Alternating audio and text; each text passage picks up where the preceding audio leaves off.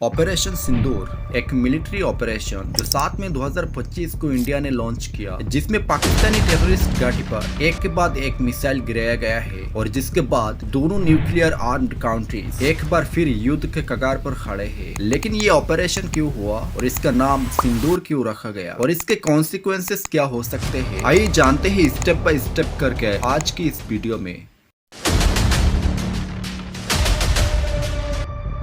1948, 1965, 1971 और 1999 दोनों देशों के बीच 4 बड़े युद्ध हुए हैं और हर बार कश्मीर एक सेंट्रल इशू रहा। और अब 2025 में भी जो वार का सिचुएशन बना है वो भी कश्मीर के पहलगाम टेररिस्ट अटैक के बाद से ही शुरू हुआ। और आप सब ने पहलगाम अटैक में क्या हुआ था अच्छे से जानते हो, जहाँ पर टेररिस्टों ने 26 लोगों को मार दिया था और 26 औरतें विधवा हो गई थी। और यही से आता है आज का ये ऑपरेशन सिंदूर का नाम, जो हिंदू ट्रेडिशन में एक मैरिड वुमेन के फोरहेड पर लगाया जाता है। ये एक सिंबल होता है मैरिड वुमेन का। लेकिन पहलगाम अटैक में 26 हिंदू औरतें विधवा हो गई थी, उनका सिंदूर छीन लिया गया।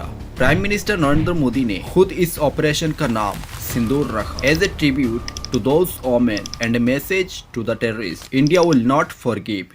लेकिन सवाल यह है कि कौन था इस अटैक के पीछे। देखिए, इंडिया ने इसके लिए पाकिस्तान बेस्ड टेररिस्ट ग्रुप लश्कर तैयबा और जैश मोहम्मद को ब्लेम किया। पाकिस्तान ने कहा है कि हमारा इससे कोई लेना देना नहीं है, लेकिन इंडिया के पास इंटेलिजेंस थी, क्रेडिबल एविडेंस जो ये प्रूव करती थी कि ये ग्रुप पाकिस्तान और पाकिस्तान ऑक्युपाइड कश्मीर से ऑपरेट हो रहे थे। और बस यही से शुरू होती है ऑपरेशन सिंदूर की कहानी। 7 मई 2025 रात के करीब 1:05 में जब पूरी दुनिया सो रही थी, तब इंडियन आर्म फोर्स ने एक हिस्टोरिक ऑपरेशन लॉन्च किया, ऑपरेशन सिंदूर। ये एक ट्री सर्विस ऑपरेशन थी, मतलब आर्मी, नेवी और एयर फोर्स ने साथ में काम किया, जो 1971 के वार के बाद पहली बार हुआ था। इंडिया ने 25 मिनट के इस ऑपरेशन में 9 टेररिस्ट साइट को टारगेट किया। 4 पाकिस्तान के पंजाब प्रोविंस में थे और 5 पीओके में थे। ये साइट थे मरकज सुबहानल्लाह बावलपुर, जो कि जैश मोहम्मद का हेडक्वार्टर था, मस्जिद व मरकज तैयबा जो कि लश्कर तैयबा का बेस था,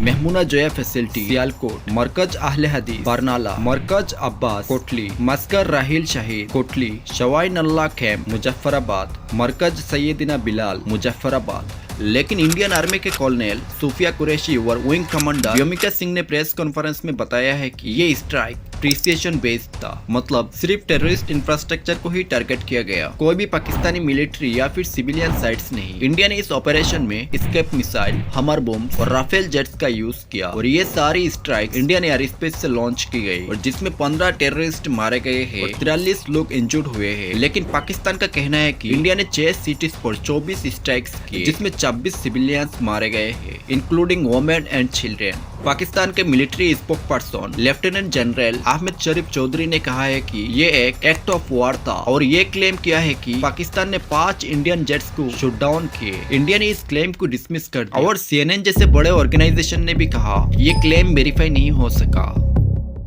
तो आइए ऑपरेशन सिंदूर के ऊपर कुछ इंटरनेशनल रिएक्शन देख लेते हैं। यूएस प्रेसिडेंट डोनाल्ड ट्रंप ने कहा है कि this is a shame, I hope it ends quickly. China ने दोनों कंट्रीज से रेस्ट्रेंट मांगा, जबकि इजराइल ने इंडिया के राइट टू सेल्फ डिफेंस को सपोर्ट किया। वही अजरबैजान ने पाकिस्तान के साथ सॉलिडेरिटी दिखाई। लेकिन सबसे बड़ा सवाल ये है कि ये कॉन्फ्लिक्ट कहाँ जा रहा है, क्या ये एक फुल फ्लैश वॉर में कन्वर्ट हो सकता है या डिप्लोमेसी इसका सोल्यूशन ढूंढ लेगी। देखिए, ऑपरेशन सिंदूर सिर्फ एक मिलिट्री ऑपरेशन नहीं है, ये एक चेस गेम है जिसमें हर मूव के ग्लोबल कॉन्सिक्वेंसेस होते हैं। इंडिया और पाकिस्तान दोनों के पास न्यूक्लियर पावर्स है। अगर ये कॉन्फ्लिक्ट एस्केलेट होता है तो न सिर्फ साउथ एशिया बल्कि पूरी दुनिया में इसका असर पड़ेगा। लेकिन ये कॉन्फ्लिक्ट सिर्फ मिलिट्री या जियोपॉलिटिकल नहीं है, ये डोमेस्टिक पॉलिटिक्स का भी खेल है। इंडिया में पहलगाम अटैक के बाद पब्लिक एंगर इतना बढ़ गया था कि मोदी गवर्नमेंट पर एक्शन लेने का प्रेशर था। ऑपरेशन सिंदूर एक स्ट्रॉन्ग मैसेज था, न सिर्फ पाकिस्तान को बल्कि इंडियन वोटर्स को भी। सिमिलरली पाकिस्तान में भी शहबाज शरीफ गवर्नमेंट पर डोमेस्टिक प्रेशर है कि वो इंडिया के अगेंस्ट स्ट्रॉन्ग रेस्पॉन्स दे। और फिर ये एक इंफॉर्मेशन वॉर भी है। पाकिस्तान ने सोशल मीडिया पर प्रोपेगेंडा शुरू कर दिया,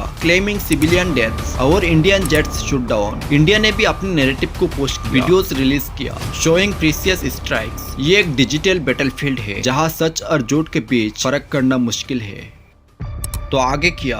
एक्सपर्ट्स का कहना है कि दोनों कंट्रीज के पास फुल स्केल वॉर का रिस्क लेने की वजह नहीं है। दोनों कंट्रीज के इकोनॉमीज ऑलरेडी स्ट्रगल कर रहे हैं, लेकिन जब इमोशन हाई होते हैं तो लॉजिक पीछे छूट जाते हैं। डिप्लोमेसी ही एक सोल्यूशन हो सकता है, लेकिन इसके लिए दोनों साइड्स को ईगो साइड में रखना होगा। दोस्तों, ऑपरेशन सिंदूर के रिमाइंडर है कि पीस कितनी फ्रेजाइल होती है। दोनों देशों के आजादी के 75 साल बाद भी इंडिया और पाकिस्तान एक दूसरे के साथ कोल्ड वॉर में है, लेकिन इस वॉर का असली कॉस्ट क्या है? ये वो लोग हैं जो अपने घर, अपने फैमिलीज और अपनी जान को खो रहे हैं दोनों तरफ। तो दोस्तों, आप क्या सोचते हैं? क्या ऑपरेशन सिंदूर जस्टिफाइड था? क्या ये कॉन्फ्लिक्ट डिप्लोमेसी से सॉल्व हो सकता है, या फिर क्या हम एक और वॉर के कगार पर है? अपने थॉट्स को कमेंट सेक्शन में जरूर शेयर करें, और अगर ये वीडियो आपको पसंद आया है तो हमारी चैनल को सब्सक्राइब करना ना भूलें।